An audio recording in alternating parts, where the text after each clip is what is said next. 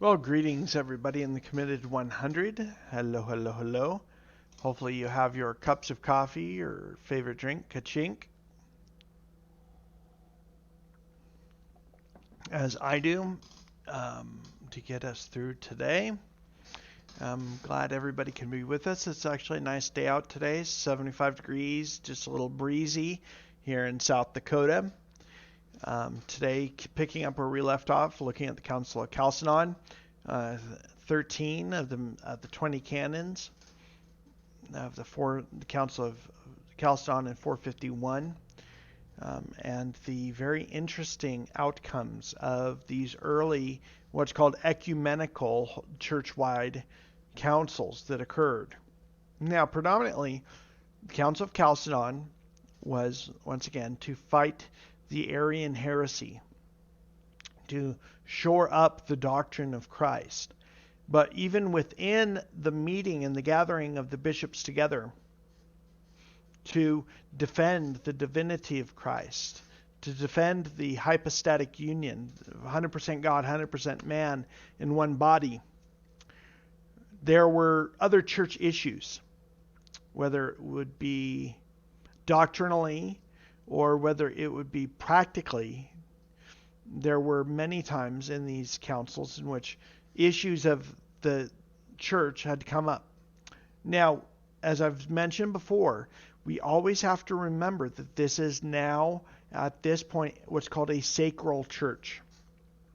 It's run by the state. The state supports, and the state helps to validate through the law the nature and the effect of the church. Remember that it starts as early as the peace of the church in 311 to the time of the Reformation, that the sacral church, the intertwining of the state and of the church, is so much so that it makes for hard decisions of doctrine. Because, like in the time of Martin Luther and the other reformers, that they couldn't change their doctrine on baptism because the baptism rolls of the infants was also the tax rolls of the state. I'll say that again. Doctrine in the sacral church was hard to change because, for instance, with baptism, the infant baptismal logs of the church became the taxation rolls of the town, the municipality, or the country.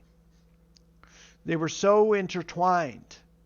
And so the sacral system is something that when we read back and we look at Luther or Zwingli or Calvin or any of the early reformers, we have to see this early form of sacralism is expounded to such a point that, yes, there was a Reformation, but it didn't go far enough. And I'm really considering writing a book on that particular subject alone. Maybe I should just call it the Reformers didn't go far enough. But let's continue on looking at the canons.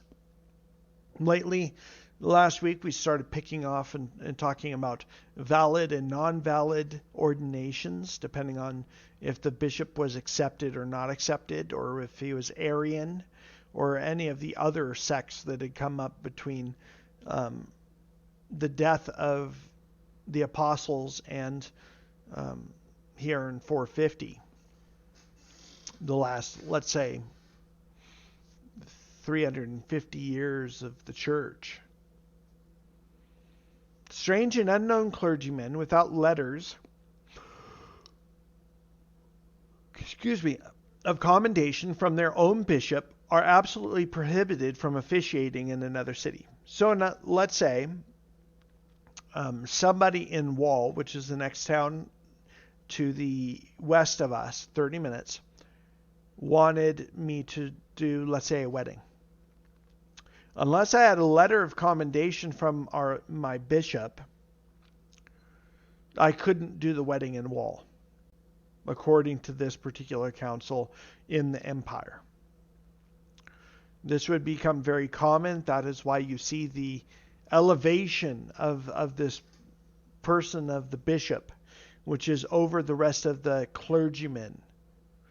Once again, we're stepping away from the biblical models of deacons and elders, and now you're having these bishops who are over the pastors or the elders, and now you have the initiation of the priesthood with priests and with monks and with sisters. The beginning of the whole priesthood within the Roman Catholic system being not only encouraged but expanded during the Council of Chalcedon. So much so that you couldn't go into another city unless you had the right papers in order to do a wedding. In fact, as a pastor in Southern California, my last wedding was in San Diego. If these canons were still correct, I would have had to have gotten a commendation letter in order to have performed that wedding in a whole different county and a whole different city. And yet in the United States of America, in most states and in most counties, as long as you are at least a licensed minister of some form, you can perform weddings. But here at the Council of Chalcedon, it's not just, you don't just have to be a minister, but if you're not doing it in your own church, in your own town, you have to have more papers. You've got to have this commendation letter in order to perform it. This becomes expanded later on with the setting up of the clerical system within the Roman Catholic Church, of the various ordinations and ordinances and rituals that come along with the setting up of this extra biblical clergy. Comes the whole rigmarole of what we would call the Roman Catholic Church. Canon 14, since in certain provinces it is permitted to the readers and singers to marry, the Holy Synod has decreed that it shall not be lawful for any of them to take a wife that is heterodox. But those that have already begotten children of such a marriage, if they have already had their children baptized among the heretics, must bring them into communion of the Catholic Church. But if they have not had them baptized, they may not hereafter baptize them among the heretics, nor give them in marriage to a heretic, or a Jew, or a heathen, unless the person marrying the Orthodox child shall promise to come over to the Orthodox faith. And if anyone shall transgress this decree of the Holy Synod, let him be subject to canonical censure.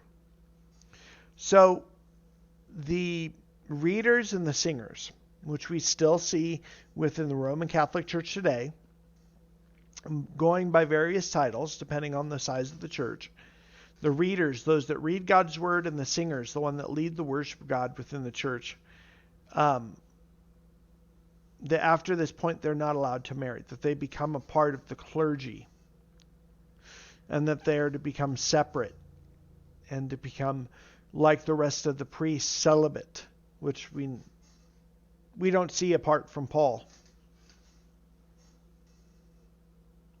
And yet we also then see that in discussing marriage, that if you're Roman Catholic, your spouse has to come over to the Roman Catholic side and to undergo counseling and training sessions so that you can be married.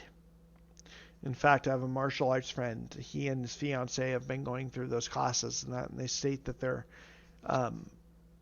Roman Catholic. I understand that the meaning behind it is to try and to prevent people from being unequally yoked, an unbeliever and a believer, which should not happen unless it is BC, before Christ. But if this shows an error in dating and in courtship. Now, one of the things as I was looking for a wife is that she had to be a solid Christian of a like theological mind. That then and only then could I be equally yoked. But it's talking about here those that are going to get married. Both of them have to be Catholic. Both of them have said the right things and done the right things and gone through the whole rigmarole in order to be married and for it to be legal. Once again, the sacral church, the church dictating to the state how the state should view marriage and vice versa. In order for it to be legal, it has to be the right clergy. It has to be apart from the heretics. And it needs to be done where both persons are a part of the church. Now, someone's asked me, would I ever do a non-Christian wedding? No. I personally have made the choice not to. Because even within marriage, yes, sure, they're no longer either cohabitating or fornicating, and that's better, but they still need Christ. I prefer to see two Christians in which we do biblical counseling, premarital counseling, and to see them come together as one are the marriages that I am willing to do, as was the case with the couple I married in San Diego. That they aren't unequally yoked. That they don't have their children marrying those that are outside the church. It's good for everyone who is involved. 15.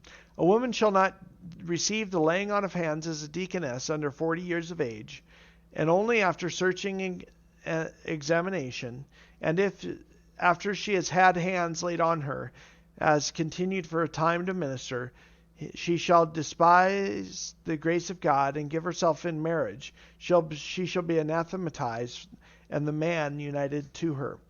So here we also then again see the sacral system and the system that would become the Roman Catholic system of chastity within all realms of the quote-unquote clergy. We see them in many cases being as those we looked at in the book of Revelation, being as those that are of the Nicolaitans. Nikos and Laos, meaning over the clergy over the laity. And we see that popping its ugly head up here in the Council of Chalcedon. Now, number one, are there any deaconesses in the New Testament? Not if you translate diakoné appropriately in each passage. Now, is diakoné the same word used to describe the deacons, the servants, in Acts chapter 6? Yeah. But that's exactly what they did. They served and were appointed and had their hands laid on as diakoné, as deacons, as servants. Now, everybody brings up Phoebe. Well, Phoebe is described as a diakoné, a servant. But show me where Phoebe, or any other woman for that fact, are laid on by the laying of hands, which is an official biblical model. We see Paul and Barnabas doing this to the bishops or / elders in the churches, and specifically being sent by the Jerusalem Council to do exactly that. Do we see any woman in the New Testament being laid on of hands, not for the giving of the gift of the Holy Spirit, but for the ordination or the licensing or the separation to the office of a deaconess? That's why in the church I was fired from for not wanting to ordain 2 women as pastors. I'd just gotten done teaching for 8, 9, 10 weeks on this and looking at each of the passage in which diakoné comes up, or looking at their definition of eldresses, Christy made a great observation. If I have a hard time saying the word in the English, it doesn't exist. So the plural of eldris would be eldresses. So eldresses is just too much ambiguity. And yet you see here, even in 350 years after the time of the apostles, the church takes a left turn at Albuquerque and starts then adding what would become the monastic life of a sister within the Roman Catholic Church. That they have to take of the same vows as a man, chastity, poverty, etc. And that they become part of the bride of Christ and serving in the individual churches and being forbidden to marry, forbidden to have a husband. Because of this specific anathema at the end of Canon 15. She shall despise the grace of God and give herself in marriage, then she shall be anathematized, and the man united with her. That is why, predominantly at local churches, it has been that especially post-Reformation, that pastors are to marry, to be a good example to their congregation of what it means to be a biblical father, a biblical husband. And that many churches look deeply into the health and the welfare of the pastor and the pastor's wife. And yet here it's anathematized.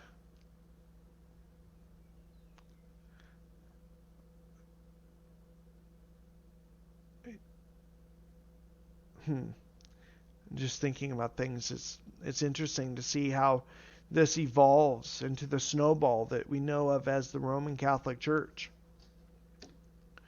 Canon 16, it's not lawful for a virgin who has dedicated herself to the Lord God, nor for monks to marry, and if they are found to have done this, let them be excommunicated.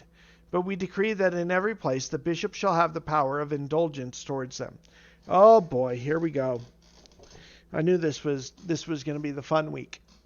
So, if a virgin has become a sister or a monk to seclude themselves in monastic life, they shall not marry, or if not, they're expulsed from the church.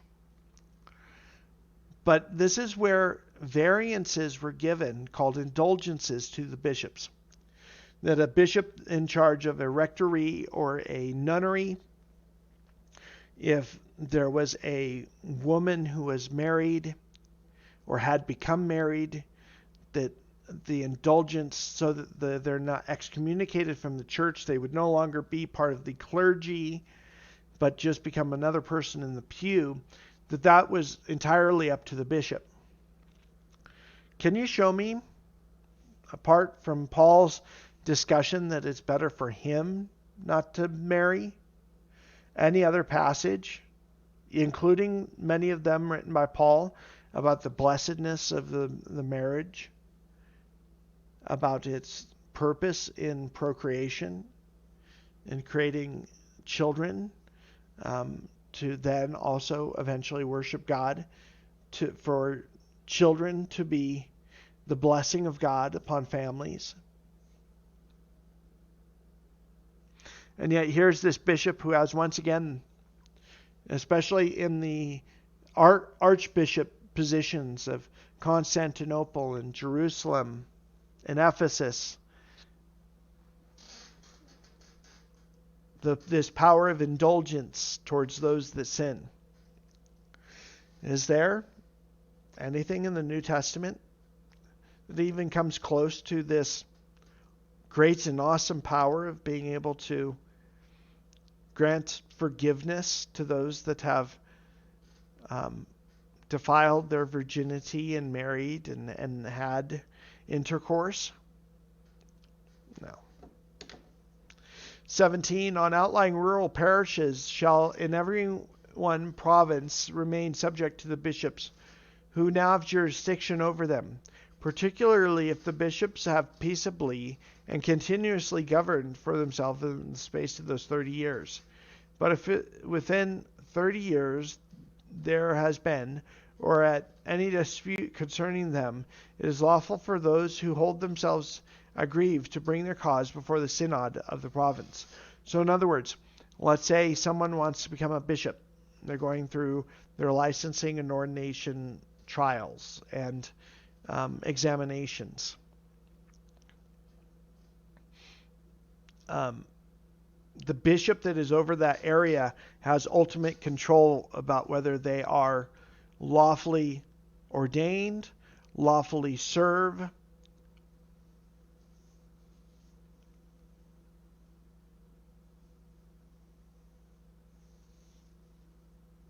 and if any dispute concerning these individuals going up for ordination, it is lawful for those who hold themselves aggrieved to bring their cause before the synod and the province. In other words, there is an internal mechanism that if you do not agree with someone's being given the position of elder, that you are able to come to these synods and to bring up, or to the controlling bishop, your reservations about why this person shouldn't serve in the pastorate. And if anyone be wronged by his metropolitan, once again, the metropolitans are those in the 6 churches that are predominant at this time, let the matter be decided if any city has been called, or shall hereafter be newly erected by imperial authority, sacral church, people. Not a whole lot of difference between the church and the state.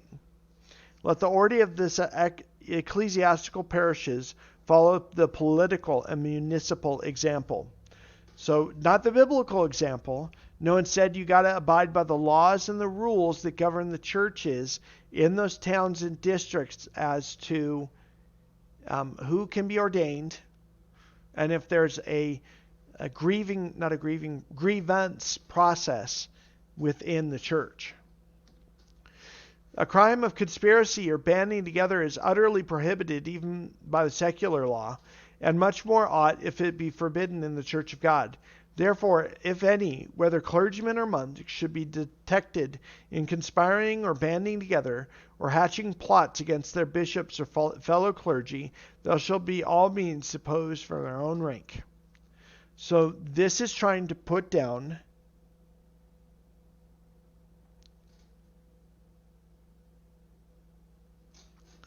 we'll get to Pastor X's comment in a moment, which is important. That within the nature of the church, there is going to be conflict. And that if the clergymen band together, those that are in various positions, from monk to priest to pastor to bishop, rise up against the bishop, it's illegal both by the secular law and by the what's known as canonical law of the Roman Catholic Church. But going back to talking about the forbidding to marry, Pastor X brings up the fact that it is seriously suggested that Paul was indeed married at one point. At some point, because of the qualifications of the Sanhedrin and Pharisee admittance. I agree. Now, could he have gotten in without being married? Possible. But it's most likely that Paul at some point in his history, whether it's before Christ or after Christ, had been married. And Paul was a Pharisee of Pharisees prior to his conversion. So there's no contradiction in Paul speaking to the family and to the marriage family ideal and to the church and to the placing of the husband over the wife over the children. In the same way the pastor is over the deacons, and the deacons are also then over the church. But these conspiracies, man, raise your hand if you have heard of or been in the middle of a conversation for a church in which those that are gathering together conspire against the pastor or the leadership of the church to overthrow it, or at least to start big trouble. Here, this council says that they are to be deposed from their rank and their position and stature from the church. Not so much as to anathematize them, say that they cannot be saved, but have to go through long, arduous reconciliations between themselves and the Roman Catholic Church. Just a few more for today. Canon 19, whereas it has become to our ears that in the provinces the canonical synods of bishops are not held, and that on this account many ecclesiastical matters which need reformation are neglected. Therefore, according to the canons of the Holy Fathers, the Holy Synod declares that the bishops of every province shall twice in the year assemble together, where the bishop of the metropolis shall approve, and then they shall settle whatever matters that have arisen. And bishops who do not attend, but remain in their own cities, though they are in good health and free from unavoidable and unnecessary business, shall receive a brotherly admonition. In other words, everybody show up. Everybody needs to be there for these biannual meetings to discuss the business of the church.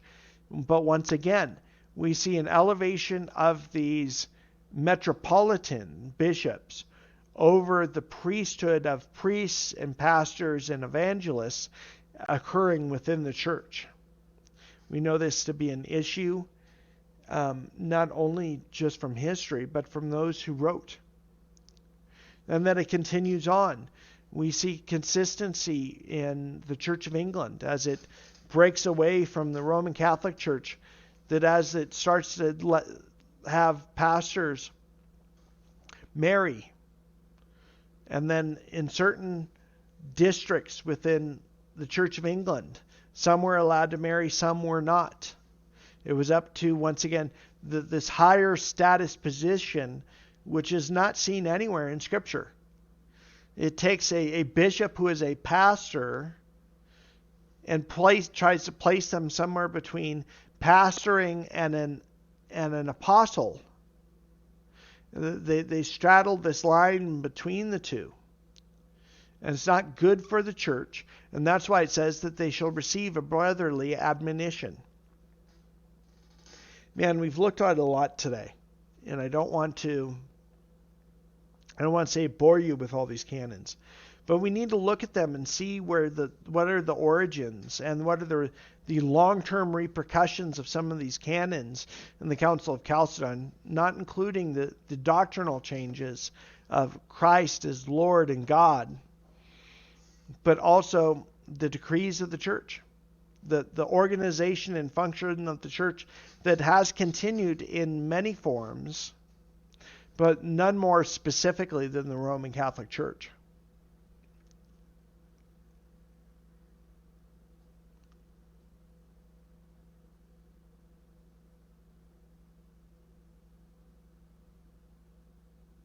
With that,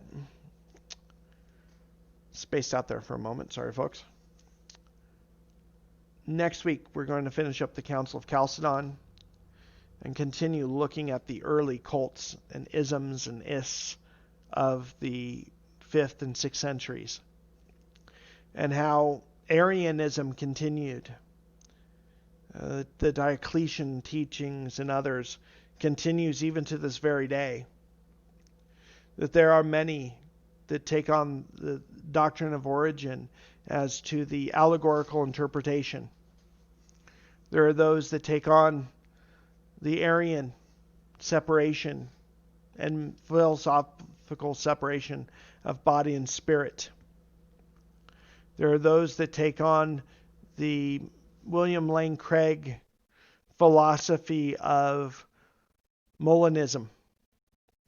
Where did these things come from? How did we get here? Where are we going?